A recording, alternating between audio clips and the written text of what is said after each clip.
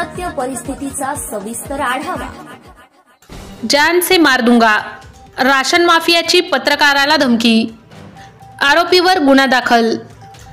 रेशनच्या तांदळाचा काळा बाजार करण्यासाठी चक्क रेशन दुकानाशेजारी ऑटो लावून गोरगरीब लाभार्थ्यांकडून कवडीमोल किमतीत रेशनचा गहू व तांदूळ खरेदी करत असतानाच्या प्रकरणाचा फोटो का काढला म्हणत तांदूळ तस्कराने पत्रकारास आज दिनांक 22 रोजी जीवे मारण्याची धमकी दिली असून या प्रकरणी सिंदखेड पोलीस स्टेशनमध्ये गुन्हा दाखल करण्यात आला आहे।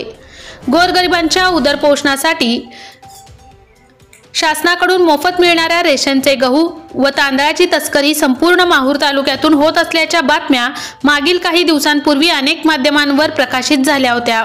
तथापि पावसाळ्याच्या पार्श्वभूमीवर जून, जुलै व ऑगस्ट या 3 महिन्यांचे रेशन चालू महिन्यातच लाभार्थ्यांना वितरित करण्यात येत आहे।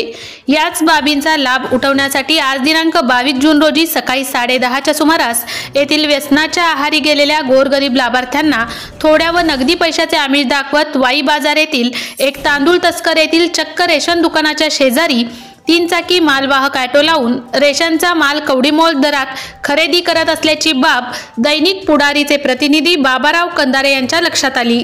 यावेळी सर्व बाबींची खातरजमा केल्यानंतर या प्रकाराचा फोटो काढल्यानंतर चिडून जाऊन त्या तांदूळ तस्कराने माध्यम प्रतिनिधींच्या गाडीसमोर येऊन अडवण्याचा प्रयत्न केला व जीवे मारण्याची धमकी पत्रकार कंदारे यांना दिली। महाराष्ट्र टुडे मराठीसाठी Raju Darade, Sindkhed, Nanded. Subscribe now and press the bell icon. Never miss an update.